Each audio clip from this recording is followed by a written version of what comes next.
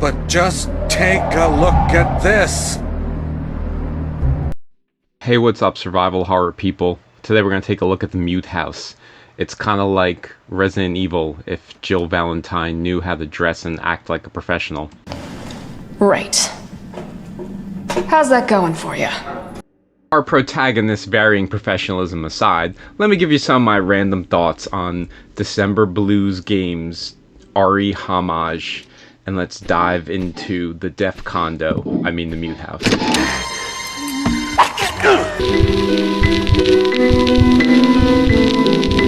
So you know why this room has so many Victrolas? Because you have to listen to them again and again and again to solve a music puzzle. I just think it is hilarious that a game that has in the title a word about lack of sensory expression has a puzzle that can't be solved by deaf people.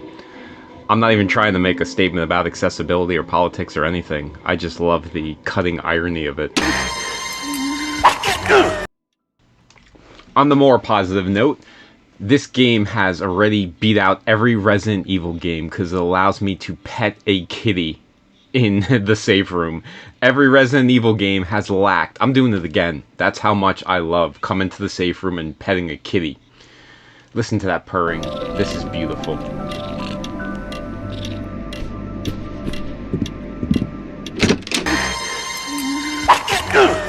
Huh, look at that. A whole room filled with tanks of explodable liquid. I wonder what happens if I shoot it.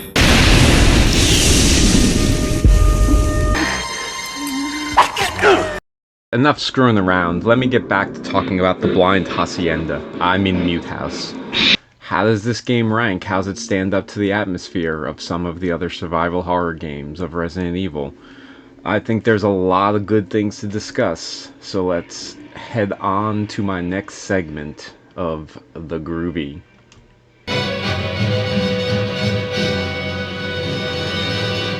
Groovy. One of the grooviest things about this game is the combat, which really feels seamless.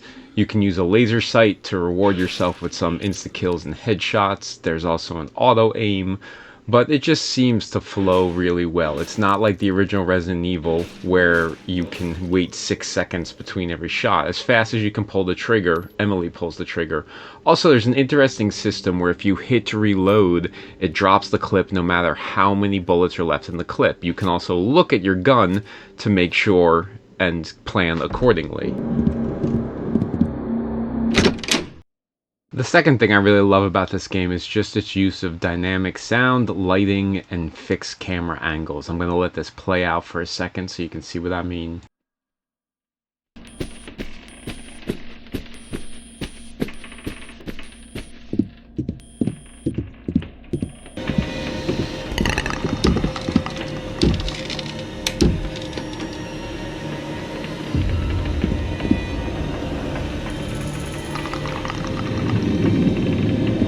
So it's pretty easy to see in this scene how the Mute House utilized the style of fixed cameras and tension to really ramp up the scares here. But every game is not without its clunk, and this one wants me to go on a murder spree. Everyone's gonna die!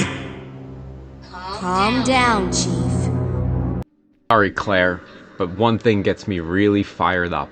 It's limited inventory space.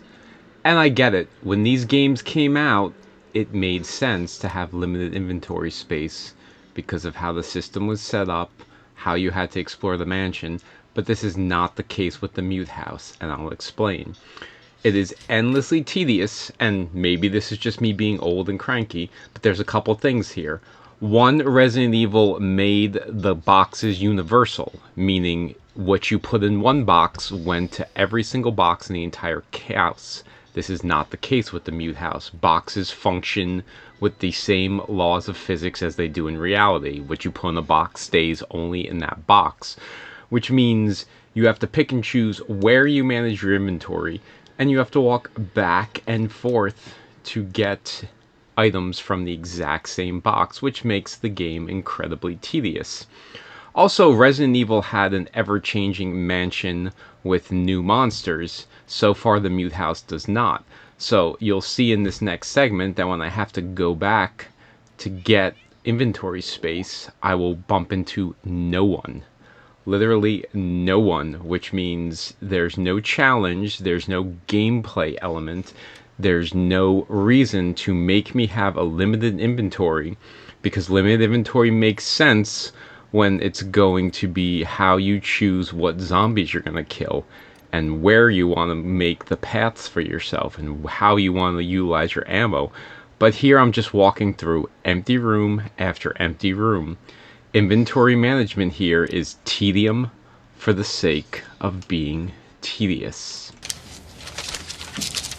Well, what's fun about that? Anyway, it's time for my final reflections. Where does the Mute House stand amongst the world of survival horror? So, at the end of the day, despite carrying over some of the bad of survival horror with a lot of the good, this game is great if you need just a little taste of Resident Evil, especially if you're a fan of the older games. It really understands why survival horror was good, what made the genre hang on for so long.